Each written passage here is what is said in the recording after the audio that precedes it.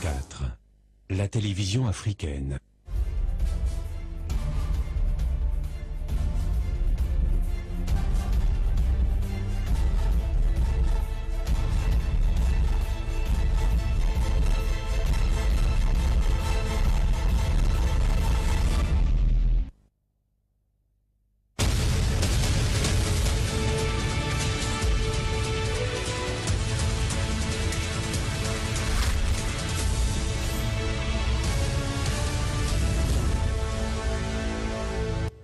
Sur la télévision africaine, le temps est le temps de l'information. Mesdames, bonsoir. Messieurs, bonsoir. Bienvenue au journal. À la une de cette édition, les transporteurs routiers sont en colère au Cameroun.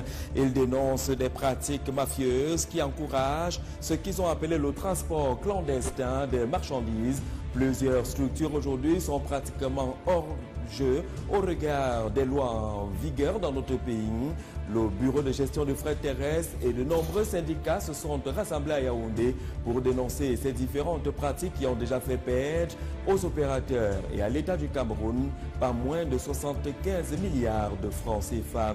Dans cette édition également, on parlera de cette assistance de la France pour la reconstruction de la République centrafricaine. C'est environ 13 milliards de francs CFA qui viennent d'être reversés par l'Union européenne à la République centrafricaine. L'objet visé dans le cadre du programme FED est l'éducation avec ces nouveaux financements. Dans cette édition également, d'autres actes de coopération portant sur les équipements pour les structures administratives. Et on vous proposera également dans le 20h un retour sur l'événement pratiquement de l'année en République centrafricaine, l'inauguration de la chaîne de télévision Vision 4. C'était vendredi dernier. Dans cette édition également, cap sur la Côte d'Ivoire et cette gifle qui vient de Paris. Emmanuel Macron vient de déposer l'ambassadeur de France en Côte d'Ivoire, alors que dans un plaidoyer, Alassane Dramane Ouattara avait plaidé pour son maintien. Pour l'opposition, c'est un événement joyeux, mais pour les autres, il s'agit d'une claque, naturellement, après ce plaidoyer et peut-être aussi les accusations qui viennent de l'opposition et qui pensent que cet ambassadeur était plutôt favorable au régime conduit par Alassane Dramane Ouattara. Mesdames, Messieurs, voilà pour la vitrine du 20h. Une fois de plus, bonsoir et bienvenue au journal. Cette édition qui s'ouvre par des informations qui viennent du Soudan du Sud et cette colère également des populations à la suite de la publication d'un autre rapport d'Amnesty International depuis hier lundi. Ce rapport parle justement des violences sexuelles sur pas moins de 170 personnes. Nouveau rapport qui accable des pays africains après le premier déjà dénoncé par plusieurs, parmi lesquels le Cameroun, sur l'irrespect, dit-on là-bas, des droits de l'homme. Amnesty International, cependant, semble être sourd et muet face aux nombreuses exactions qui sont pourtant enregistrées dans d'autres pays et dans d'autres continents. Karine Okomo. Dans un rapport publié ce lundi 24 juillet 2017, Amnesty International dénonce une fois de plus les violences sexuelles à grande échelle subies par les femmes, les enfants, mais aussi des hommes depuis le début des hostilités au Soudan du Sud en 2013. Le rapport intitulé « Ne pas rester silencieux » revient en effet sur les cas de viol massifs subis par 170 victimes dans le conflit à caractère ethnique et politique qui oppose le camp du président Salva Kiir à celui de son ex-vice-président Riek Machar. Ce rapport vient s'ajouter à la longue liste de ceux déjà produits par l'ONG pour dénoncer la violation des droits humains dans les conflits qui ont cours dans les pays africains, à l'instar de la République démocratique du Congo, le Mali et la République centrafricaine. Le plus récent, c'est le cas du Cameroun où, dans son rapport du 21 juillet 2017, intitulé « Chambre de torture secrète au Cameroun », Amnesty International accuse les forces de l'armée camerounaise de violation des droits humains et crimes de guerre dans la lutte contre Boko Haram. Au regard de ce qui précède, l'on se pose la question de savoir si l'Afrique noire est la cible particulière de cette ONG, surtout lorsqu'on sait que des cas de violation des droits de l'homme sont également enregistrés dans le monde, que ce soit en Occident, en Asie ou encore dans le Proche et le Moyen-Orient. Le cas de la guerre civile en Syrie est un exemple patent où des dizaines de milliers de personnes ont été enlevées, exécutées et torturées et de nombreuses familles brisées et déplacées représente plus de la moitié de la population syrienne. De nombreux autres exemples similaires pourraient démontrer à suffisance que Amnesty International assiste impuissante à ces conflits à l'échelle internationale et s'éloigne en effet de sa mission, qui est celle de protéger les personnes qui subissent des atrocités. Au Cameroun, la presse a encore repris justement en cœur ces condamnations du dernier rapport d'Amnesty International sur ce que cette organisation considère comme des exactions de l'armée camerounaise dans le front de lutte contre Boko Haram. Parlons encore des rapports qui suscitent des interrogations. Les rapports entre Alassane Dramane Ouattara et Emmanuel Macron, l'actuel président français. On s'en souvient, le régime d'Abidjan avait sollicité auprès du président français le maintien de Georges Serre comme ambassadeur de France en Côte d'Ivoire. Malheureusement, il vient d'être déposé par Emmanuel Macron. Du côté de l'opposition, c'est plutôt un acte à saluer. Il est célébré par les partis politiques de l'opposition qui pensent qu'il y a une fissure réelle entre le président ivoirien et le président français. Les lignes semblent être tendues avant la visite annoncée d'Emmanuel Macron en Côte d'Ivoire en 2018. Emmanuel Wamba. L'ex-ambassadeur de France au Cameroun, son Excellence Georges Serre, qui officiait depuis 5 ans en Côte d'Ivoire, a été rappelé en France. Le diplomate français arrivé en fin de séjour est appelé à faire valoir ses droits à la retraite. Il est remplacé par Gilles Huberson, un ancien gendarme de 56 ans, précédemment en poste à Maurice. C'est une véritable gifle pour le président Ouattara, qui, lors de sa visite officielle à son homologue Emmanuel Macron le 11 juin dernier, avait demandé et souhaité le maintien de Georges Serre à Abidjan. Considéré comme un très bon ami et partenaire de la Côte d'Ivoire, le président Ouattara et son épouse Dominique avaient en toute assurance assisté au dernier cocktail le 14 juillet dans les locaux de l'ambassade de France à Abidjan. Mais ce départ de Georges Serre semble comme une trahison au palais de Cocody.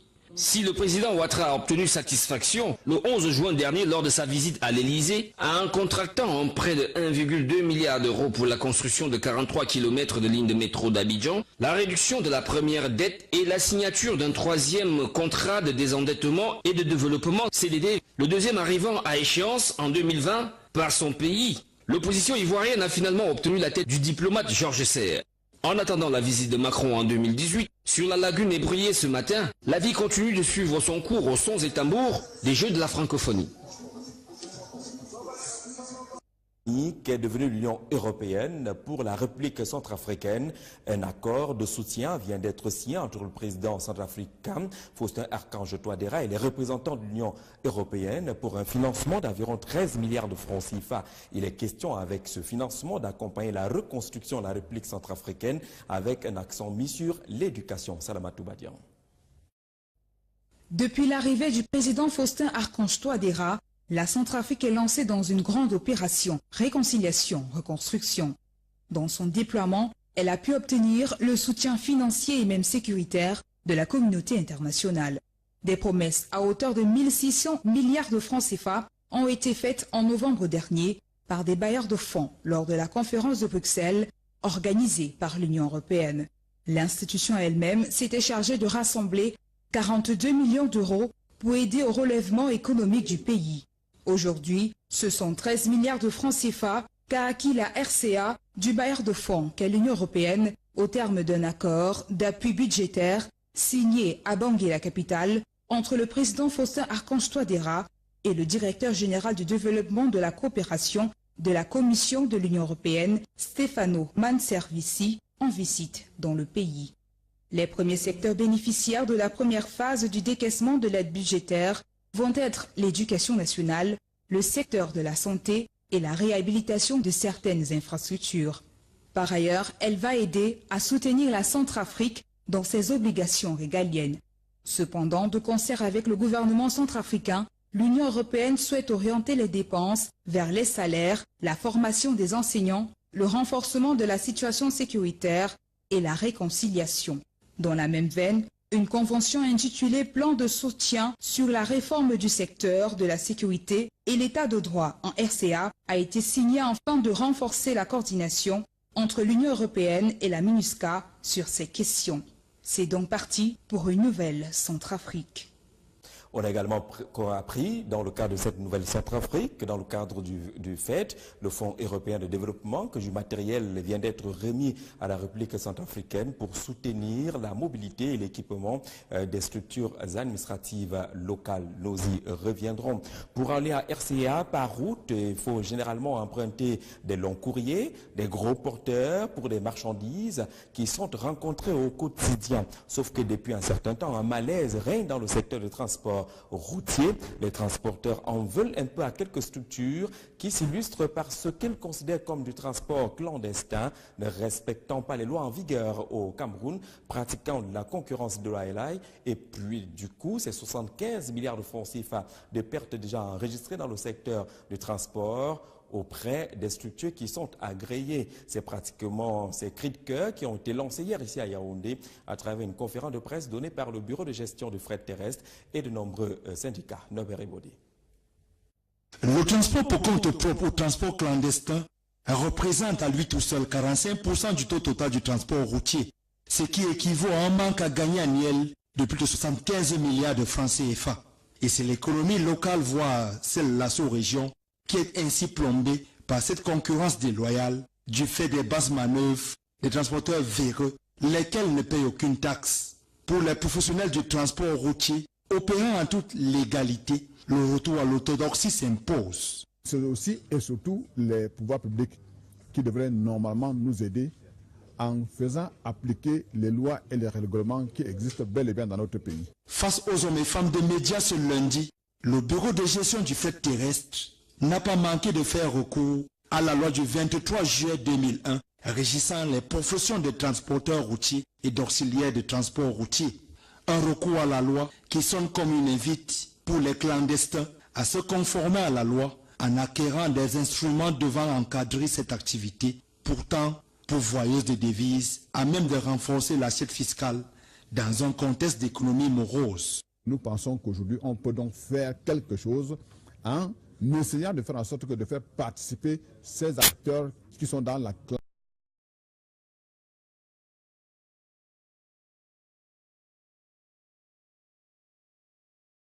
Même des assurances de transport.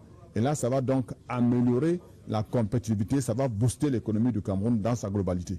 Avec de telles mesures, nul doute que les transporteurs seront plus compétitifs avec un parc automobile des professionnels renouvelés, synonyme de conditions de travail améliorées, ce qui va réduire les coûts de transport et partant le nombre d'accidents sur nos axes routiers.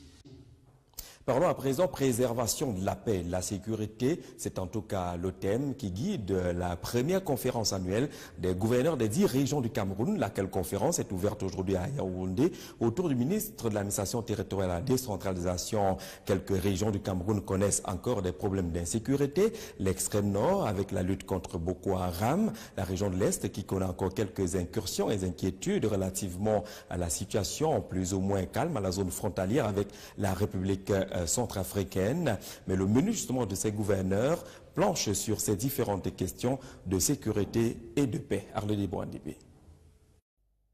2 gouverneurs des régions étaient particulièrement attendus au cours de cette rencontre. Midji Awa Bakari de l'extrême nord et Grégoire Mvongo de l'Est, en raison de l'actualité liée aux problèmes de sécurité dans ces régions.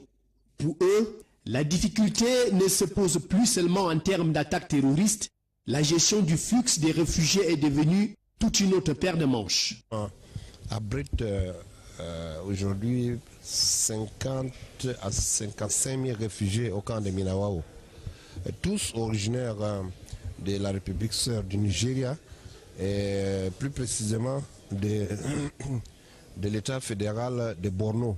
Au Cameroun, c'est de leur apporter la sécurité, l'accompagnement. En ce qui concerne les réfugiés sous contrôle du HCR de 180 000 dans la région de l'Est à 149 000. Le gouvernement a donc sur la table une équation à 2 inconnus, la défense de son territoire contre un ennemi non identifié et l'obligation d'accueillir ces milliers de déplacés fuyant la guerre dans les 2 pays voisins.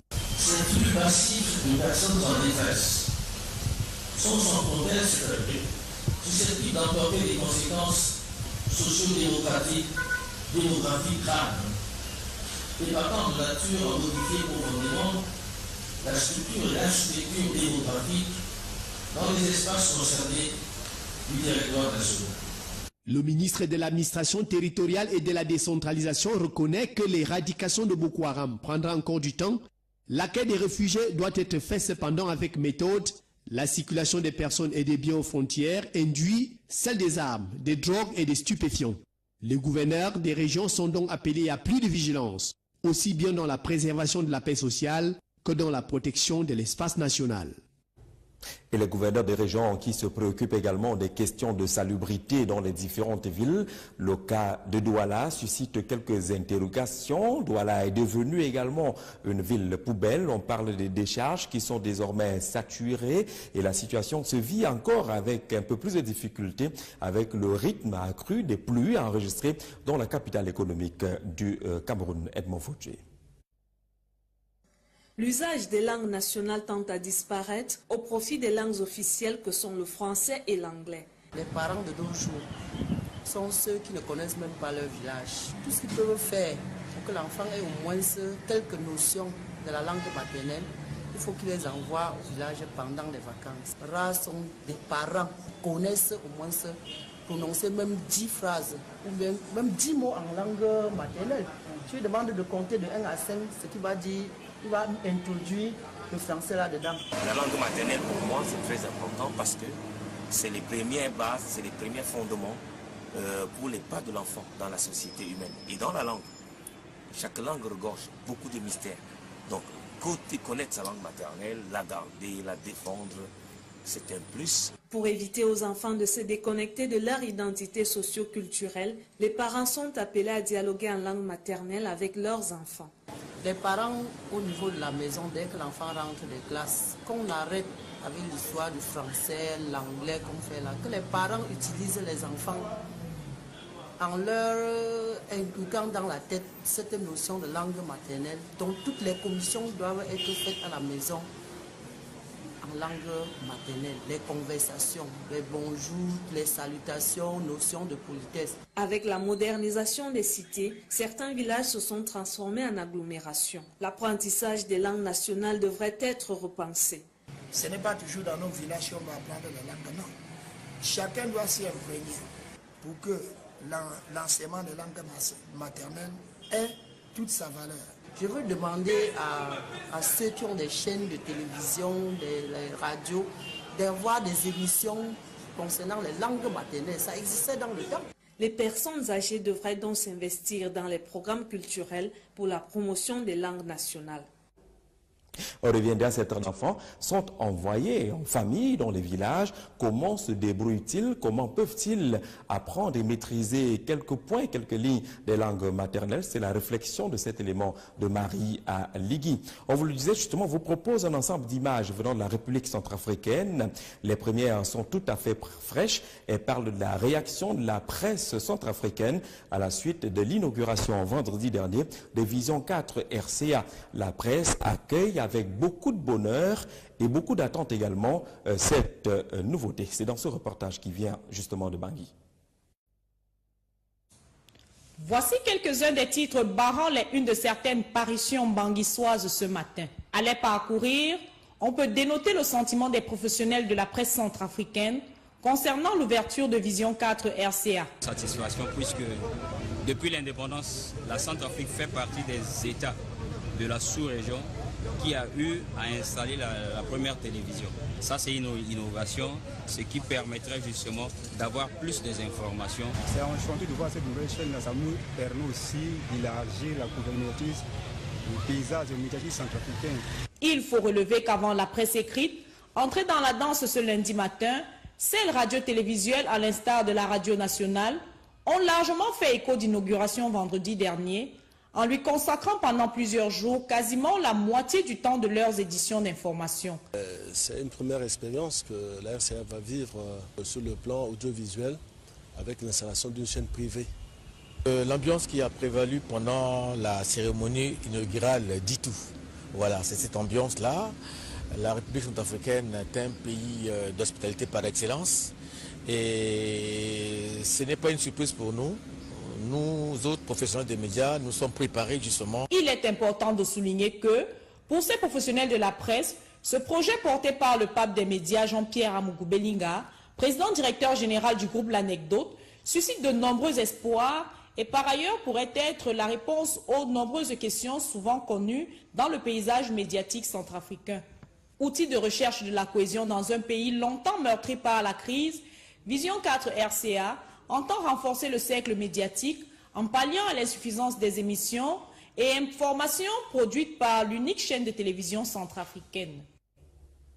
Et pour les autorités en charge de la communication en République centrafricaine, le cas de Jean-Pierre Amougou Belinga devrait être copié.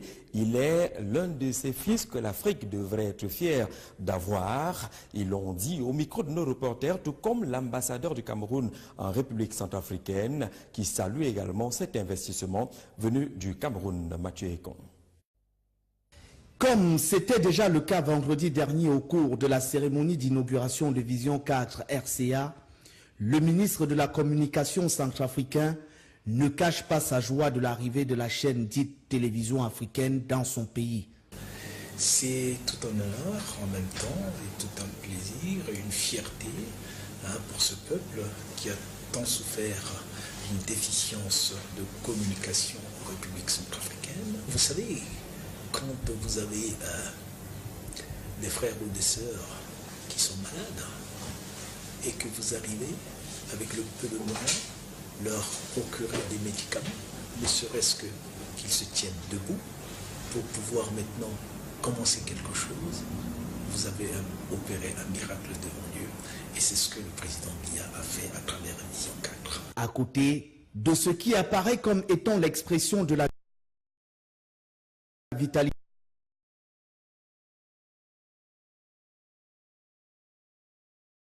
Amougou Belinga, le promoteur qui a su, mais encore et surtout pu, en quelques mois seulement, donner vie à un projet qui, en février dernier encore, n'était qu'une pure vue de l'esprit. Il avait promis au chef de l'État qu'il devrait ramener Vision 4 RCA. Et c'est un homme pragmatique, c'est un homme, quand il dit, il le fait assez rapidement. Et ça fait vraiment la fierté de la sous-région et du continent africain. Aujourd'hui, Vision 4, c'est une réalité. Cette réalité, elle est là. Vous êtes ici avec moi pour parler de Vision 4. Un sentiment entièrement partagé par l'ambassadeur du Cameroun en RCA, qui se félicite qu'une œuvre d'une telle dimension soit à mettre à l'actif de l'un de ses compatriotes. Et je voudrais me féliciter de la rapidité avec laquelle ce projet se réalise et je crois que Vision 4 est en train de battre un record en matière d'installation d'une grande structure ici en RCA. Loin de toute action de médisance ou de délation, pour eux, Jean-Pierre Amougou Belinga devrait plutôt inspirer ses investisseurs qui tardent encore à se saisir des multiples opportunités proposées par le pays de Faustin Archange Touadéra. Avec les nouvelles autorités, avec la conférence de Bruxelles, avec les promesses qui ont été faites, maintenant je crois que l'avenir se présente radieux. Bien entendu, il y a encore des difficultés. Mais je pense que les premiers qui arriveront, les premiers qui vont occuper le terrain, c'est à eux qu'appartiendra, c'est eux qui seront les premiers servis. Jean-Pierre Amougou Belinga l'aura donc compris. Lui donc, la télévision s'inscrit désormais comme la pionnière en matière de télévision privée en Centrafrique. Mathieu Ekon, donc le directeur de cette chaîne de télévision, Vision 4 RCA, qui conduit cette équipe. Les programmes sont déjà diffusés. Les Centrafricains commencent déjà à s'habituer aux offres de programmes de cette chaîne de télévision qui va proposer des programmes en français et en anglais, ce qui est en sango, la langue locale. Cela a été redit au président centrafricain lors de la cérémonie d'inauguration qui marquait ainsi le lancement officiel de la chaîne de télévision Sidoine Monkam.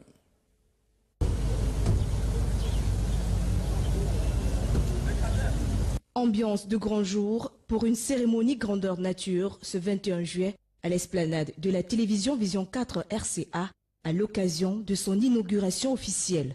Cérémonie très courue en présence du gratin politico-administratif du pays, des représentants du corps diplomatique, du top management du groupe L'Anecdote et de nombreux invités.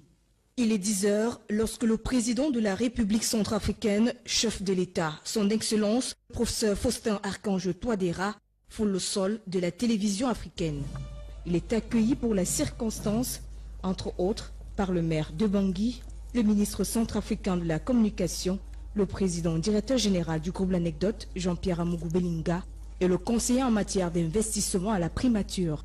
Après quelques civilités d'usage, place à la lecture du décret et à la remise des décorations portant élévation à titre exceptionnel par le président de la République, de Jean-Pierre Amougou Belinga, au rang d'officier de l'ordre national, ainsi que quelques responsables du top management du groupe L'Anecdote.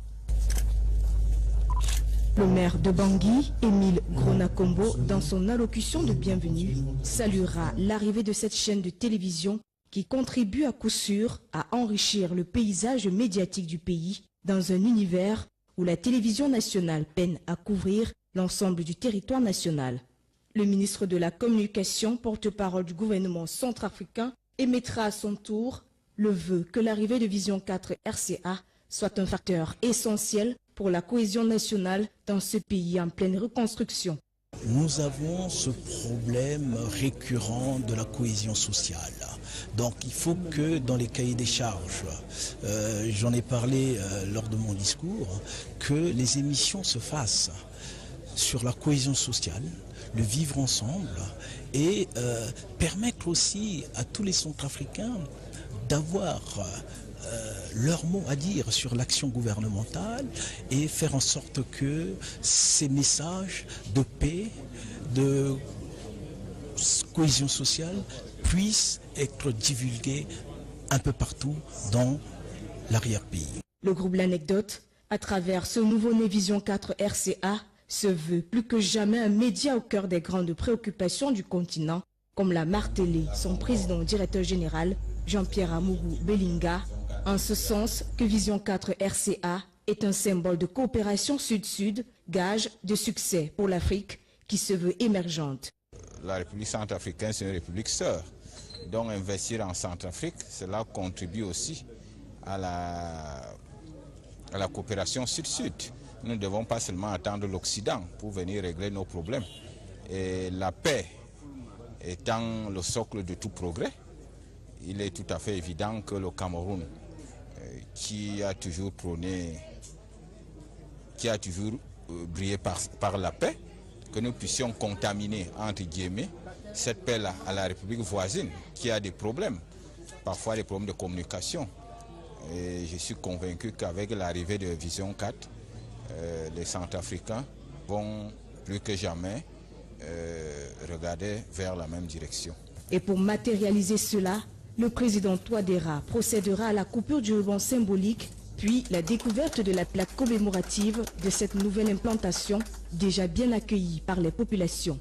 S'en suivra une visite guidée des locaux de la télévision et surtout du matériel haute définition acquis pour la bonne réussite de ce projet, inscrit dans les grandes lignes de la vision du président de la République, Faustin-Archange Touadéra, qui à chaque passage s'est montré émerveillé et satisfait. La télévision africaine Vision 4 RCA est désormais opérationnelle et émet en continu sur l'ensemble du territoire centrafricain avec des programmes diffusés en français et en langue sango, l'une des langues locales les plus parlées en République centrafricaine. Très belle cérémonie donc, marquée par la présence du chef de l'État, coupure du ruban symbolique, visite des lieux, allocution et autres auront marqué cet événement, mais à arrêt sur image. Vous l'avez constaté également, le président directeur général du groupe L'Anecdote était décoré, ainsi que ses collaborateurs qui ont tous œuvré pour la mise en œuvre de ce projet avec une vitesse supersonique des décorations qui entrent dans l'histoire. Parfait ici. Monsieur Jean-Pierre Amougou Belinga, au nom de la République centrafricaine et en vertu des pouvoirs qui nous sont conférés, nous vous remettons la médaille d'officier dans l'ordre national de la reconnaissance centrafricaine. Le travail et le dynamisme du Camerounais Jean-Pierre Amougou Belinga viennent d'être reconnus en République centrafricaine. Il n'y avait pas mieux que le chef de l'État centrafricain pour le relever de manière exceptionnelle. Aux hommes valeureux, la nation reconnaissante. Une reconnaissance de l'État centrafricain au président directeur général du groupe L'Anecdote et promoteur des chaînes de télévision Vision 4. Officier de l'Ordre national de la valeur, la médaille a fièrement été apposée sur la poitrine de ce désormais incontournable des médias au Cameroun et en Afrique. Une véritable satisfaction. Un sentiment de fierté. Je vous rappelle qu'il y a eu quand même quelques détracteurs hier.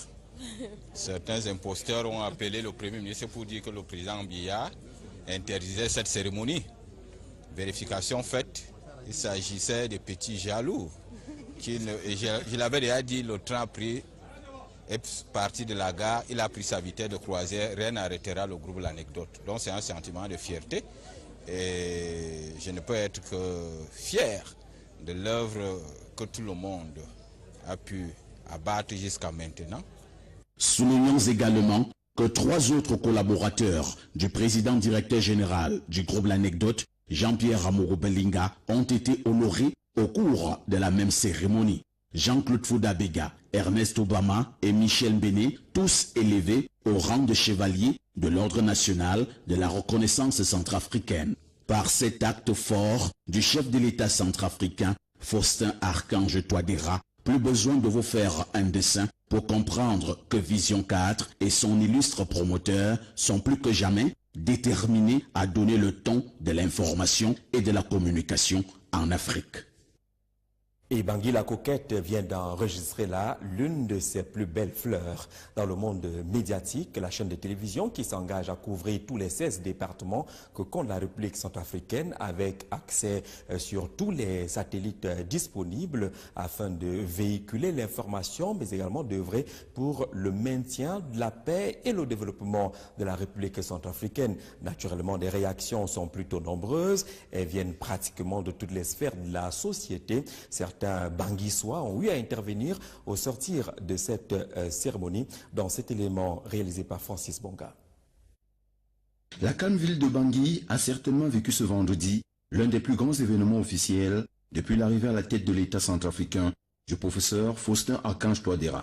Ce sont de nombreux curieux hier à l'arrivée de la délégation de Vision 4 Yaoundé qui se posaient les questions sans réponse. Les uns subodoraient l'arrivée d'une délégation onusienne, mais les plus curieux venaient s'enquérir à bonne source. Le premier investissement privé en Centrafrique en matière de télévision arrive à cet effet, à point nommé. En proposant des émissions mûrement concoctées et adaptées.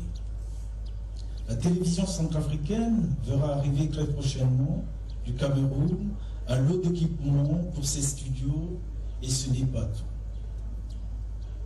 Ma dernière mission dans ce pays frère a aussi enfanté des jumeaux, c'est-à-dire l'option de 20 places pour la formation des journalistes centrafricains. Les officiers centrafricains promettent de tout mettre en œuvre pour accompagner cette initiative. Vous accompagner au nom de la municipalité de Bangui et au nom des municipalités de province dont je suis le président de tous les maires de Centrafrique. Donc je vous souhaite longue vie et bon vent. Parmi les populations, l'ambassadeur du Cameroun en Centrafrique. Dire que si vous voyez cette œuvre-là aujourd'hui, c'est l'expression de la détermination du chef de l'État pour que toute l'Afrique centrale se lève ensemble. Le Cameroun et la RCA, comme le Premier ministre vient de le dire, sont l'un le continuum de l'autre. Tant que l'un est dans une situation de crise telle que se trouve ce pays, tel que celui dans lequel se trouve ce pays, l'autre souffre. La jeunesse de Bangui, quant à elle, formule déjà un répertoire d'attentes. Mes attentes, c'est qu'il faut que la chaîne Vision 4 puisse faire de sorte que tous les programmes inscrivent dans leur programme, soi-disant, les émissions soient vraiment des émissions qui peuvent amener la population centrafricaine à être conscientisée pour le développement de la République centrafricaine. C'est une bonne initiative de la télévision Vision 4. Nous comptons à ce que la télévision couvre toute l'étendue du territoire pour permettre aux Centrafricains d'être en ligne par les activités de l'actualité. Séjour tout à fait paisible, sans roquette, dans un climat qui donne fière allure touristique. Et le séjour aura naturellement été apprécié par l'importante délégation qui accompagnait le président directeur général du groupe L'Anecdote à Bangui, la coquette, pour cette cérémonie qui aura rassemblé pratiquement tout le gratin socio-politique et économique de la République centrafricaine. Voyage agréable, voyage joyeux finalement.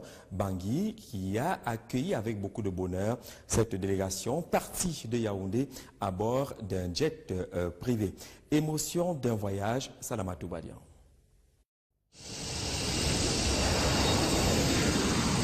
Il est 10h, heure de Yaoundé, lorsque le jet privé de Vision 4 RCA s'envole dans les airs. Une délégation d'une trentaine de personnes va séjourner pendant 1h30 dans cet avion réservé pour l'occasion. Destination Bangui pour l'inauguration d'une télévision africaine en Centrafrique, Vision 4 RCA. Dans le bijou volant, des sourires, des rires et même des fous rires.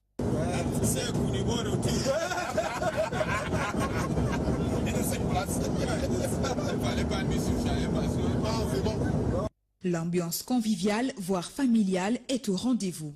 Indescriptible, hein, parce que c'était une très belle ambiance, très belle ambiance. Vous vous retrouvez entre collègues avec votre patron et puis on se dit tout, on se lance des blagues, c'était vraiment magnifique. Entre ceux qui ont le mal de l'air et les moins confiants, le président directeur général du groupe L'Anecdote, chef des délégations, Jean-Pierre Amougou Belinga, fait le tour pour rassurer et s'assurer que le pool de son personnel est au niveau le plus normal.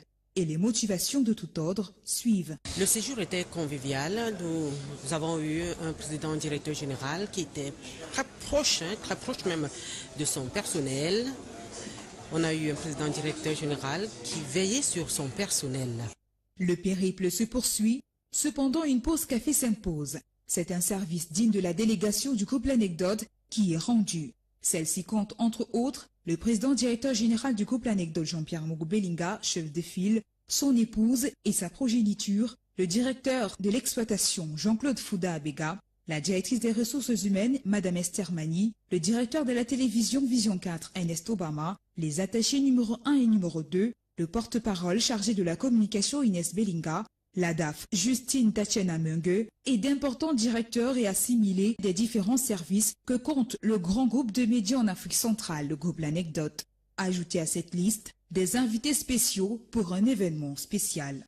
Les 60 minutes déjà écoulées permettent d'apercevoir plus clairement et d'apprécier le beau paysage centrafricain.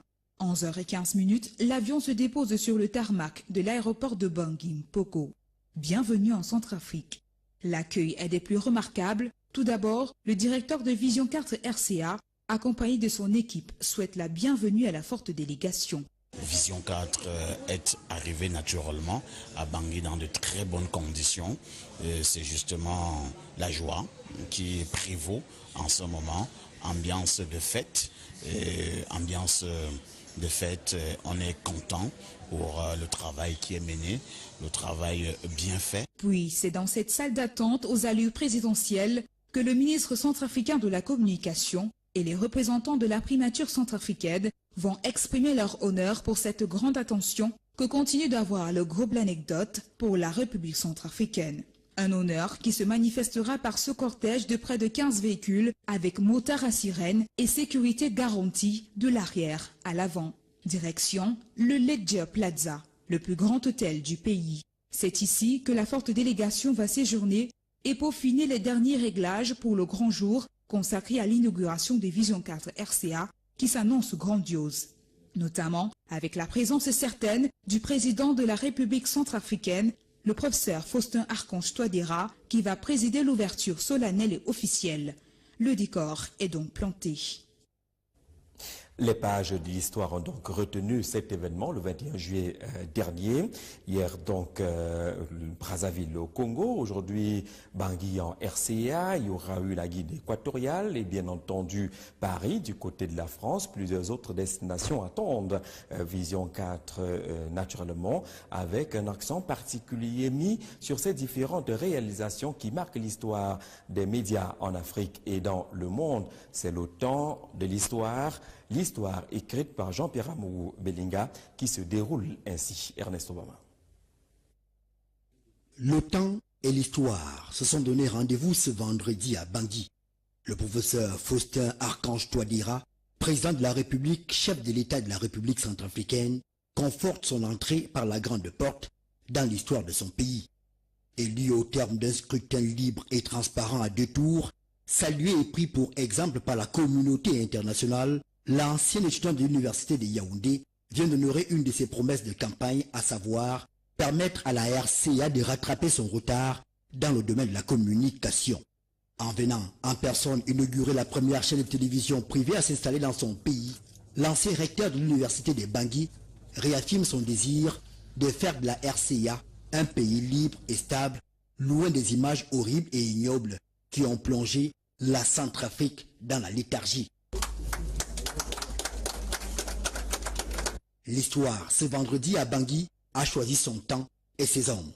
Et visiblement, l'homme du temps se nomme Jean-Pierre Amougou Belinga.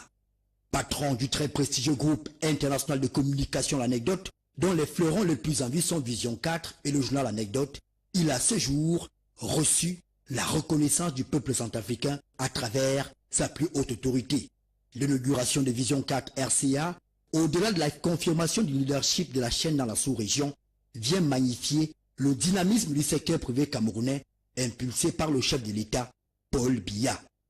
Faustin Archange Touadéra et Jean-Pierre Amougou Belinga sont donc le symbole d'une Afrique qui gagne, une Afrique forte qui caresse le rêve de sortir le continent noir du sous-développement grâce à une coopération sud-sud. Après Brazzaville, au Congo, Malabo en Guinée équatoriale, Paris en France, l'ouverture de Vision 4 RCA est la preuve, s'il en fallait encore, que Jean-Pierre Amougou Belinga, comme Christophe Colomb, est résolument engagé à la conquête de l'Afrique. Vision 4, la chaîne africaine, est donc loin d'être un concept creux, mais une réalité. Et à partir de demain, déploiement spécial de Vision 4 ici à Yaoundé dans le cadre de la 6e édition du SAGO, le Salon de l'Action Gouvernementale, avec des retransmissions en direct. Fin de ce supplément spécial, fin de cette édition du 20h.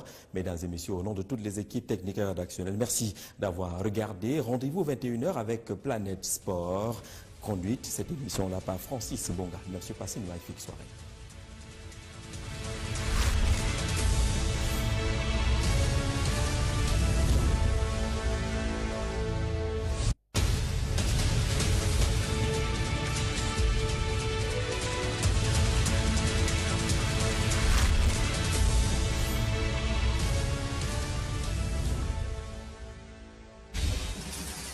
Vision 4, la télévision africaine.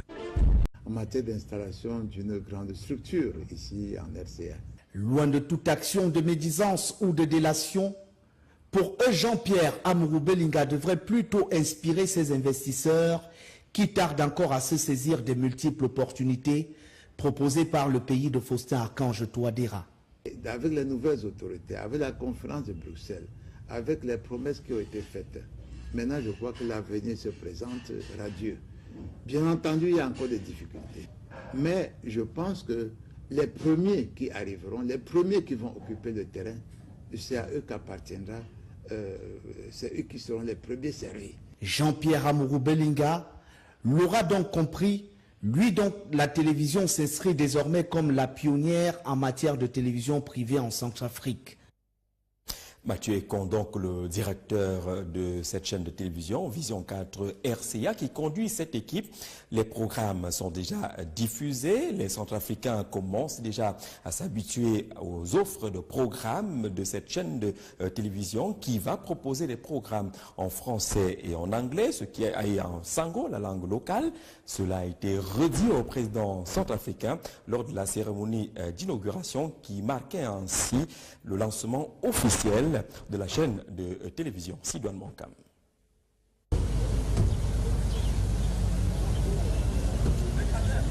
Ambiance de grand jour pour une cérémonie grandeur nature ce 21 juillet à l'esplanade de la télévision Vision 4 RCA à l'occasion de son inauguration officielle. Cérémonie très courue en présence du gratin politico-administratif du pays, des représentants du corps diplomatique, du top management du groupe L'Anecdote et de nombreux invités. Il est 10 heures lorsque le président de la République centrafricaine, chef de l'État, son Excellence, professeur Faustin Archange Touadéra, foule le sol de la télévision africaine. Il est accueilli pour la circonstance, entre autres, par le maire de Bangui, le ministre centrafricain de la communication, le président directeur général du groupe L'Anecdote, Jean-Pierre Amougou Belinga, et le conseiller en matière d'investissement à la primature. Après quelques civilités d'usage, place à la lecture du décret et à la remise des décorations portant élévation à titre exceptionnel par le président de la République de Jean-Pierre Amougou Belinga au rang d'officier de l'ordre national ainsi que quelques responsables du top management du groupe L'Anecdote. Le maire de Bangui, Émile Gronakombo, dans son allocution de bienvenue, saluera l'arrivée de cette chaîne de télévision qui contribue à coup sûr à enrichir le paysage médiatique du pays dans un univers où la télévision nationale peine à couvrir l'ensemble du territoire national. Le ministre de la Communication, porte-parole du gouvernement centrafricain, émettra à son tour le vœu que l'arrivée de Vision 4 RCA soit un facteur essentiel pour la cohésion nationale dans ce pays en pleine reconstruction. Nous avons ce problème récurrent de la cohésion sociale. Donc il faut que dans les cahiers des charges, j'en ai parlé lors de mon discours, que les émissions se fassent sur la cohésion sociale, le vivre ensemble et permettre aussi à tous les Centrafricains d'avoir leur mot à dire sur l'action gouvernementale et faire en sorte que ces messages de paix, de cohésion sociale puissent être divulgués un peu partout dans l'arrière-pays. Le groupe L'Anecdote, à travers ce nouveau-né Vision 4 RCA, se veut plus que jamais un média au cœur des grandes préoccupations du continent, comme l'a martelé son président directeur général, Jean-Pierre Amougou Belinga, en ce sens que Vision 4 RCA est un symbole de coopération sud-sud, gage de succès pour l'Afrique qui se veut émergente. La République centrafricaine, c'est une république sœur. Donc investir en Centrafrique, cela contribue aussi à la coopération sud-sud. Nous ne devons pas seulement attendre l'Occident pour venir régler nos problèmes. Et la paix étant le socle de tout progrès, il est tout à fait évident que le Cameroun, qui a toujours prôné, qui a toujours brillé par la paix, que nous puissions contaminer, entre guillemets, cette paix-là à la République voisine, qui a des problèmes, parfois des problèmes de communication. Et je suis convaincu qu'avec l'arrivée de Vision 4, les Centrafricains vont plus que jamais regarder vers la même direction. Et pour matérialiser cela, le président Touadéra procédera à la coupure du ruban symbolique, puis la découverte de la plaque commémorative de cette nouvelle implantation, déjà bien accueillie par les populations. S'en suivra une visite guidée des locaux de la télévision et surtout du matériel haute définition acquis pour la bonne réussite de ce projet, inscrit dans les grandes lignes de la vision du président de la République, Faustin Archange Touadéra, qui à chaque passage s'est montré émerveillé et satisfait. La télévision africaine Vision 4 RCA est désormais opérationnelle et émet en continu sur l'ensemble du territoire centrafricain avec des programmes diffusés en français et en langue sango. Les conversations, les bonjours, les salutations, notions de politesse. Avec la modernisation des cités, certains villages se sont transformés en agglomérations. L'apprentissage des langues nationales devrait être repensé. Ce n'est pas toujours dans nos villages qu'on va apprendre la langue, non. Chacun doit s'y imprégner pour que l'enseignement de langue maternelle ait toute sa valeur. Je veux demander à ceux qui ont des chaînes de télévision, des radios, d'avoir des émissions concernant les langues maternelles. Ça existait dans le temps. Les personnes âgées devraient donc s'investir dans les programmes culturels pour la promotion des langues nationales.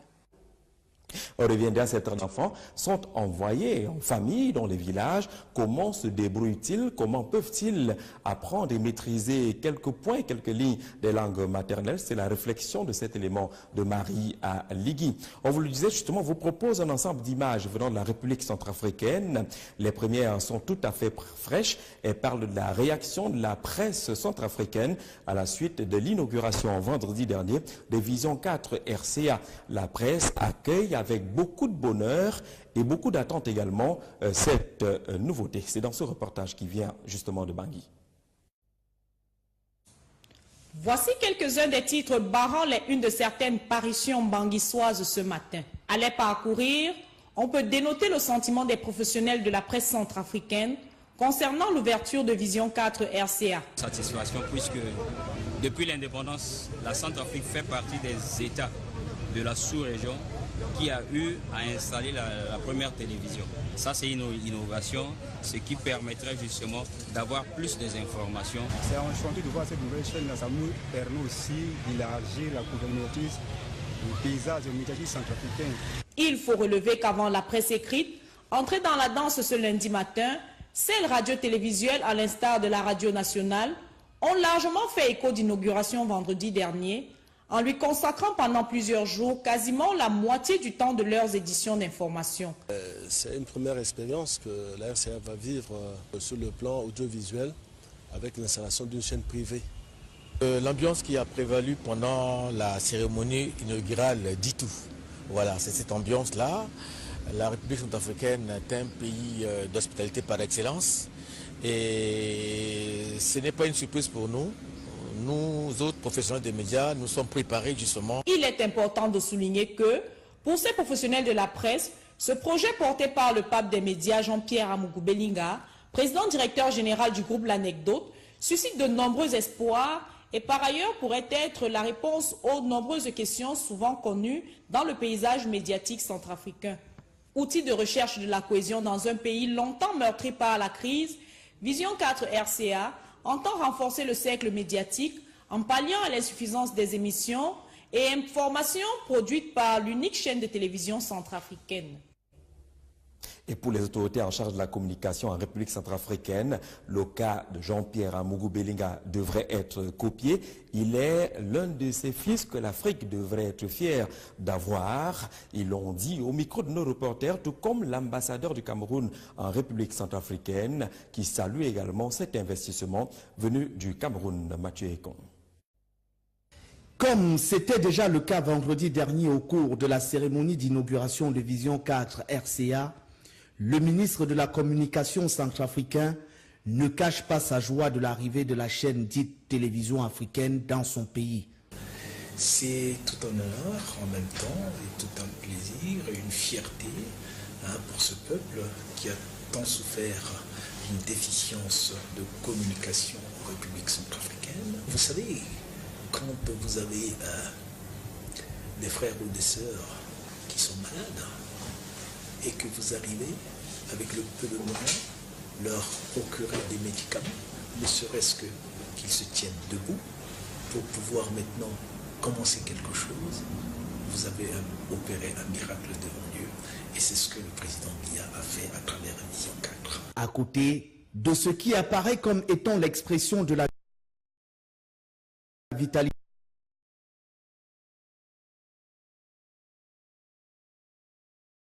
Amougou Belinga, le promoteur qui a su, mais encore et surtout pu, en quelques mois seulement, donner vie à un projet qui, en février dernier encore, n'était qu'une pure vue de l'esprit. Il avait promis au chef de l'État qu'il devrait ramener Vision 4 RCA. Et c'est un homme pragmatique, c'est un homme, quand il dit, il le fait assez rapidement. Et ça fait vraiment la fierté de la sous-région et du continent africain. Aujourd'hui, Vision 4, c'est une réalité. Cette réalité, elle est là. Vous êtes ici avec moi pour parler de Vision 4. Un sentiment entièrement partagé par l'ambassadeur du Cameroun en RCA, qui se félicite qu'une œuvre d'une telle dimension soit à mettre à l'actif de l'un de ses compatriotes. Et je voudrais me féliciter de la rapidité avec laquelle ce projet se réalise et je crois que Vision 4 est en train de battre un record. S'impose. C'est aussi et surtout les pouvoirs publics qui devraient normalement nous aider en faisant appliquer les lois et les règlements qui existent bel et bien dans notre pays. Face aux hommes et femmes de médias ce lundi, le Bureau de gestion du fret terrestre n'a pas manqué de faire recours à la loi du 23 juillet 2001 régissant les professions de transporteurs routiers et d'auxiliaires de transport routier. Un recours à la loi qui sonne comme une invite pour les clandestins à se conformer à la loi en acquérant des instruments devant encadrer cette activité, pourtant pourvoyeuse de devises, à même de renforcer l'assiette fiscale dans un contexte d'économie morose. Nous pensons qu'aujourd'hui, on peut donc faire quelque chose en essayant de faire en sorte que de faire participer ces acteurs qui sont dans la classe.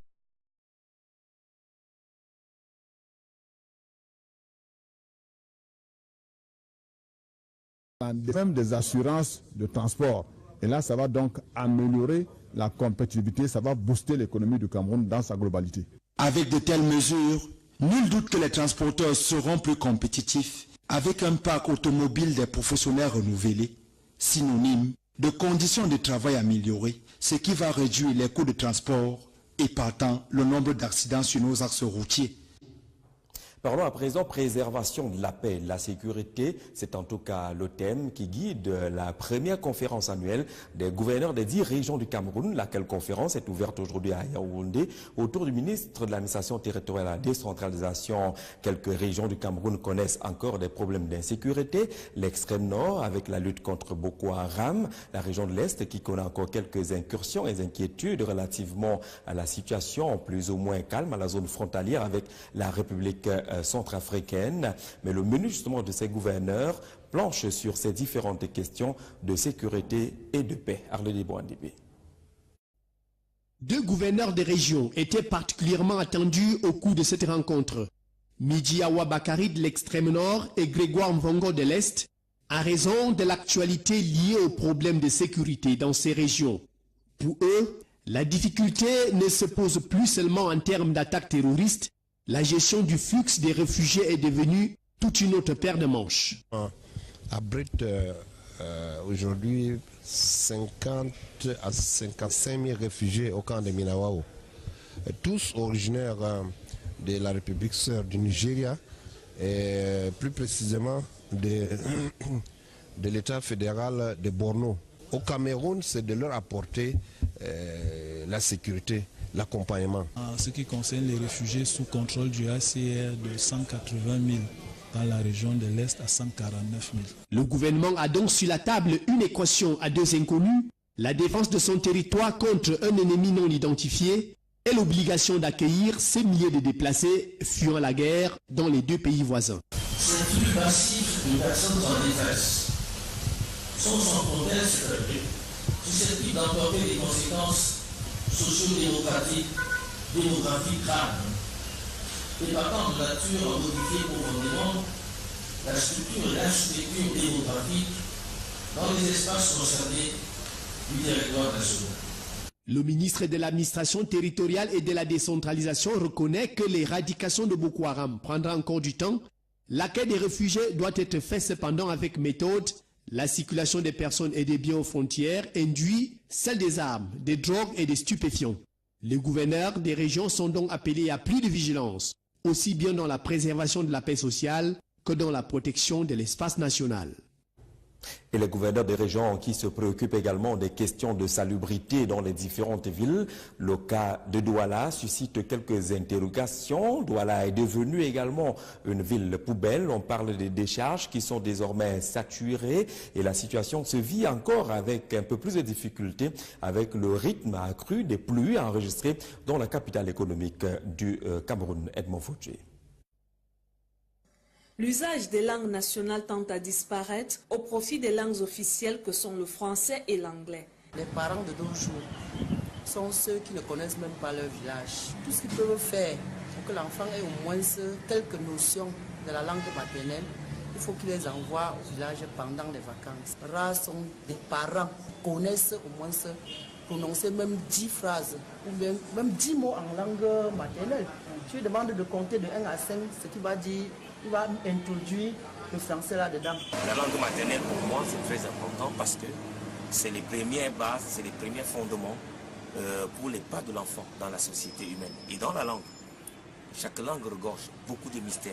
Donc, connaître sa langue maternelle, la garder, la défendre, c'est un plus. Pour éviter aux enfants de se déconnecter de leur identité socio-culturelle, les parents sont appelés à dialoguer en langue maternelle avec leurs enfants.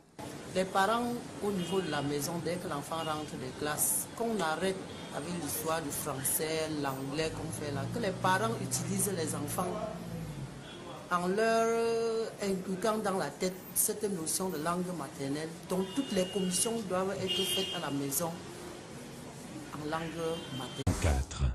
La télévision africaine.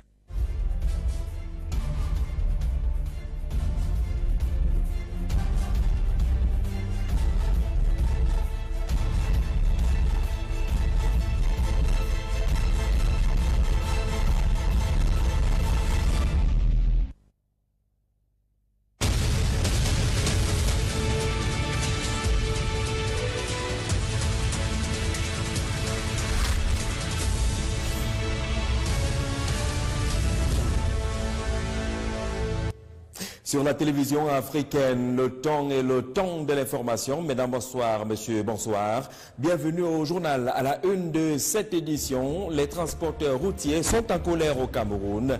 Ils dénoncent des pratiques mafieuses qui encouragent ce qu'ils ont appelé le transport clandestin des marchandises. Plusieurs structures aujourd'hui sont pratiquement hors jeu au regard des lois en vigueur dans notre pays. Le bureau de gestion de fret terrestre et de nombreux syndicats se sont rassemblés à Yaoundé pour dénoncer ces différentes pratiques qui ont déjà fait perdre aux opérateurs et à l'État du Cameroun pas moins de 75 milliards de francs CFA. Dans cette édition également, on parlera de cette assistance de la France pour la reconstruction de la République centrafricaine. C'est environ 13 milliards de francs CFA qui viennent d'être reversés par l'Union européenne à la République centrafricaine. L'objet visé dans le cadre du programme FED est l'éducation avec ces nouveaux financements. Dans cette édition également, d'autres actes de coopération portant sur les équipements pour les structures administratives. Et on vous proposera également dans le 20h un retour sur l'événement pratiquement de l'année en République centrafricaine, l'inauguration de la chaîne de télévision Vision 4. C'était vendredi dernier. Dans cette édition également, cap sur la Côte d'Ivoire et cette gifle qui vient de Paris. Emmanuel Macron vient de déposer l'ambassadeur de France en Côte d'Ivoire, alors que dans un plaidoyer, Alassane Dramane Ouattara avait plaidé pour son maintien. Pour l'opposition, c'est un événement joyeux, mais pour les autres, il s'agit d'une claque, naturellement, après ce plaidoyer et peut-être aussi les accusations qui viennent de l'opposition et qui pensent que cet ambassadeur était plutôt favorable au régime conduit par Alassane Dramane Ouattara. Mesdames, Messieurs, voilà pour la vitrine du 20h. Une fois de plus, bonsoir et bienvenue au journal. Cette édition qui s'ouvre par des informations qui viennent du Soudan du Sud et cette colère également des populations à la suite de la publication d'un autre rapport d'Amnesty International depuis hier lundi. Ce rapport parle justement des violences sexuelles sur pas moins de 170 personnes. Nouveau rapport qui accable des pays africains après le premier déjà dénoncé par plusieurs, parmi lesquels le Cameroun, sur l'irrespect, dit-on là-bas, des droits de l'homme. Amnesty International, cependant, semble être sourd et muet face aux nombreuses exactions qui sont pourtant enregistrées dans d'autres pays et dans d'autres continents. Karine Komo. Dans un rapport publié ce lundi 24 juillet 2017, Amnesty International dénonce une fois de plus les violences sexuelles à grande échelle subies par les femmes, les enfants, mais aussi des hommes depuis le début des hostilités au Soudan du Sud en 2013. Le rapport intitulé « Ne pas rester silencieux » revient en effet sur les cas de viol massifs subis par 170 victimes dans le conflit à caractère ethnique et politique qui oppose le camp du président Salva Kiir à celui de son ex-vice-président Riek Machar. Ce rapport vient s'ajouter à la longue liste de ceux déjà produits par l'ONG pour dénoncer la violation des droits humains dans les conflits qui ont cours dans les pays africains, à l'instar de la République démocratique du Congo, le Mali et la République centrafricaine. Le plus récent, c'est le cas du Cameroun où, dans son rapport du 21 juillet 2017, intitulé « Chambre de torture secrète au Cameroun », Amnesty International accuse les forces de l'armée camerounaise de violation des droits humains et crimes de guerre dans la lutte contre Boko Haram. Au regard de ce qui précède, l'on se pose la question de savoir si l'Afrique noire est la cible particulière de cette ONG, surtout lorsqu'on sait que des cas de violation des droits de l'homme sont également enregistrés dans le monde, que ce soit en Occident, en Asie ou encore dans le Proche et le Moyen-Orient. Le cas de la guerre civile en Syrie est un exemple patent où des dizaines de milliers de personnes ont été enlevées, exécutées et torturées, et de nombreuses familles brisées et déplacées représentent plus de la moitié de la population syrienne. De nombreux autres exemples similaires pourraient démontrer à suffisance que Amnesty International assiste impuissante à ces conflits à l'échelle internationale et s'éloigne en effet de sa mission, qui est celle de protéger les personnes qui subissent des atrocités. Au Cameroun, la presse a encore repris justement en cœur ces condamnations du dernier rapport d'Amnesty International sur ce que cette organisation considère comme des exactions de l'armée camerounaise dans le front de lutte contre Boko Haram. Parlons encore des rapports qui suscitent des interrogations. Les rapports entre Alassane Dramane Ouattara et Emmanuel Macron, l'actuel président français. On s'en souvient, le régime d'Abidjan avait sollicité auprès du président français le maintien de Georges Serre comme ambassadeur de France en Côte d'Ivoire. Malheureusement, il vient d'être déposé par Emmanuel Macron. Du côté de l'opposition, c'est plutôt un acte à saluer. Il est célébré par les partis politiques de l'opposition qui pensent qu'il y a une fissure réelle entre le président ivoirien et le président français. Les lignes semblent être tendues avant la visite annoncée d'Emmanuel Macron en Côte d'Ivoire en 2018. Emmanuel Mathieu Wamba. L'ex-ambassadeur de France au Cameroun, son Excellence Georges Serre, qui officiait depuis 5 ans en Côte d'Ivoire, a été rappelé en France. Le diplomate français arrivé en fin de séjour est appelé à faire valoir ses droits à la retraite. Il est remplacé par Gilles Huberson, un ancien gendarme de 56 ans, précédemment en poste à Maurice. C'est une véritable gifle pour le président Ouattara, qui, lors de sa visite officielle à son homologue Emmanuel Macron le 11 juin dernier, avait demandé et souhaité le maintien de Georges Serre à Abidjan. Considéré comme un très bon ami et partenaire de la Côte d'Ivoire, le président Ouattara et son épouse Dominique avaient en toute assurance assisté au dernier cocktail le 14 juillet dans les locaux de l'ambassade de France à Abidjan. Mais ce départ de Georges Serre semble comme une trahison au palais de Cocody. Si le président Ouattara a obtenu satisfaction le 11 juin dernier lors de sa visite à l'Elysée, en contractant un prêt de 1,2 milliard d'euros pour la construction de 43 km de ligne de métro d'Abidjan, la réduction de la première dette et la signature d'un troisième contrat de désendettement et de développement CDD, le deuxième arrivant à échéance en 2020 par son pays, l'opposition ivoirienne a finalement obtenu la tête du diplomate Georges Serre. En attendant la visite de Macron en 2018, sur la lagune ébrouillée ce matin, la vie continue de suivre son cours aux sons et tambours des Jeux de la francophonie. Qui est devenue l'Union européenne pour la République centrafricaine. Un accord de soutien vient d'être signé entre le président centrafricain Faustin-Archange Touadéra et les représentants de l'Union européenne pour un financement d'environ 13 milliards de francs CFA. Il est question avec ce financement d'accompagner la reconstruction de la République centrafricaine avec un accent mis sur l'éducation. Salamatou Badian. Depuis l'arrivée du président Faustin-Archange Touadéra, la Centrafrique est lancée dans une grande opération, réconciliation, reconstruction. Dans son déploiement, elle a pu obtenir le soutien financier et même sécuritaire de la communauté internationale. Des promesses à hauteur de 1600 milliards de francs CFA ont été faites en novembre dernier par des bailleurs de fonds lors de la conférence de Bruxelles organisée par l'Union européenne. L'institution elle-même s'était chargée de rassembler 42 millions d'euros pour aider au relèvement économique du pays. Aujourd'hui, ce sont 13 milliards de francs CFA qu'a acquis la RCA du bailleur de fonds qu'est l'Union européenne au terme d'un accord d'appui budgétaire signé à Bangui, la capitale, entre le président Faustin-Archange Touadéra et le directeur général du développement de la coopération de la Commission de l'Union européenne, Stefano Manservici, en visite dans le pays.